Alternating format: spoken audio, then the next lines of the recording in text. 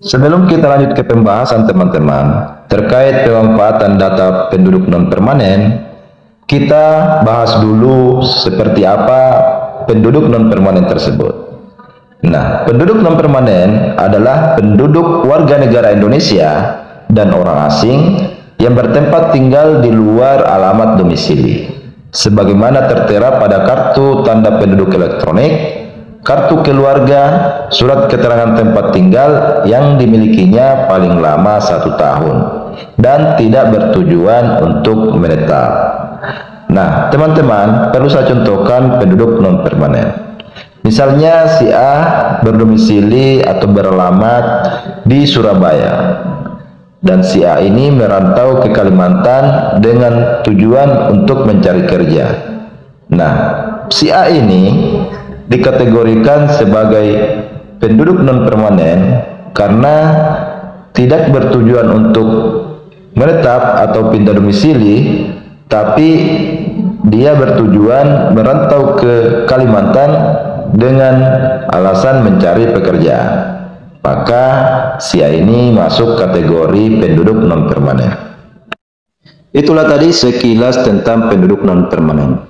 Penduduk non-permanen ini diatur dalam Peraturan Menteri Dalam Negeri Republik Indonesia Nomor 74 Tahun 2022 tentang pendaftaran penduduk non-permanen. Kita akan melihat seperti apa saja manfaat dari penduduk non-permanen yang diatur dalam Peraturan Menteri Dalam Negeri Republik Indonesia Nomor 74 Tahun 2022 ini.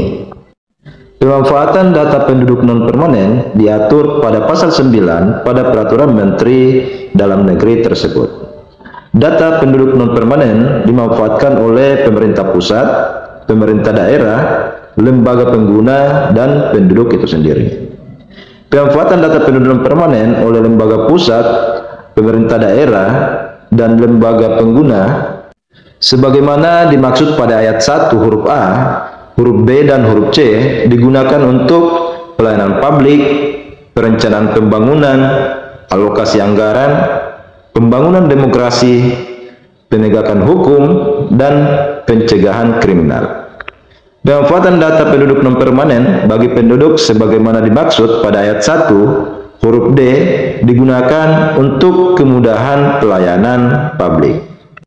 Pada pasal 9 tadi dijelaskan pada pasal 10 ini bahwa pemanfaatan pelayanan publik sebagaimana dimaksud pada pasal 9 ayat 2 huruf A dan ayat 3 paling sedikit untuk bidang kesehatan.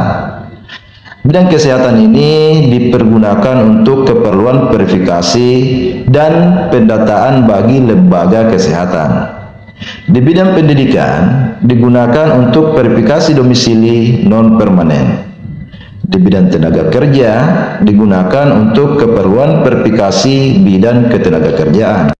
Pada bidang perbankan digunakan untuk keperluan verifikasi bagi lembaga perbankan. Dan yang terakhir, untuk di bidang sosial digunakan untuk keperluan verifikasi dan pendataan bagi lembaga sosial. Pemanfaatan perencanaan pembangunan dapat menjadi pertimbangan dalam menyusun rencana tata ruang wilayah provinsi, rencana tata ruang wilayah kabupaten kota, dan rencana detail tata ruang.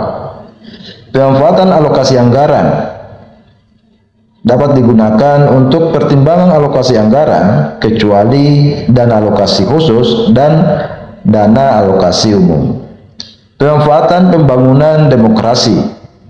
Nah, penduduk non-permanen ini bisa dijadikan juga untuk pembangunan demokrasi sebagai informasi untuk keperluan pemilihan kepala daerah, pemilihan anggota DPRD, dan pemilihan kepala desa. Pemanfaatan penegakan hukum dan pencegahan kriminal dapat digunakan sebagai informasi untuk keperluan bagi aparat penegak hukum. Itulah tadi sederet manfaat dari data penduduk non-permanen. Bagaimana cara mendaftarnya? Kita akan melihat formulir yang digunakan untuk pendaftaran penduduk non-permanen. Nah, inilah formulir pendaftaran dan pelaporan penduduk non-permanen. Ada NIK, ada nama, keterangan sebagai non-permanen. Alamat, RT RW, kelurahan, desa, kecamatan, kabupaten atau kota, provinsi, nomor telepon, email, tanggal kedatangan. Keterangan sebagai penduduk non-permanen ini diisi sesuai dengan alamat tujuan di mana penduduk tersebut. Selanjutnya, ada keperluan sebagai penduduk non-permanen. Misalnya pekerjaan, pendidikan, keamanan, kesehatan atau perumahan, atau keluarga, dan lainnya. Di lainnya ini, teman-teman bisa isi yang tidak sesuai dengan yang dituliskan di formulir tersebut. Selanjutnya, ada jangka waktu sebagai penduduk non-permanen. Berapa lama dia akan tinggal di daerah tersebut. Dan ada pembatalan penduduk non-permanen. Apa saja alasannya sehingga sebagai penduduk non-permanen dibatalkan? Apakah karena pekerjaan sudah selesai misalnya, atau pendidikannya sudah selesai, dan lain sebagainya. Itulah formulir pendaftaran penduduk non-permanen.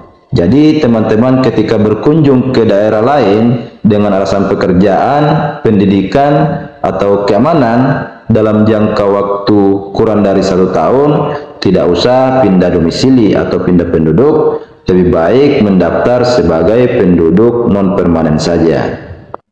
Terima kasih sudah nonton video ini. Semoga bermanfaat dan memberikan informasi. See you next video.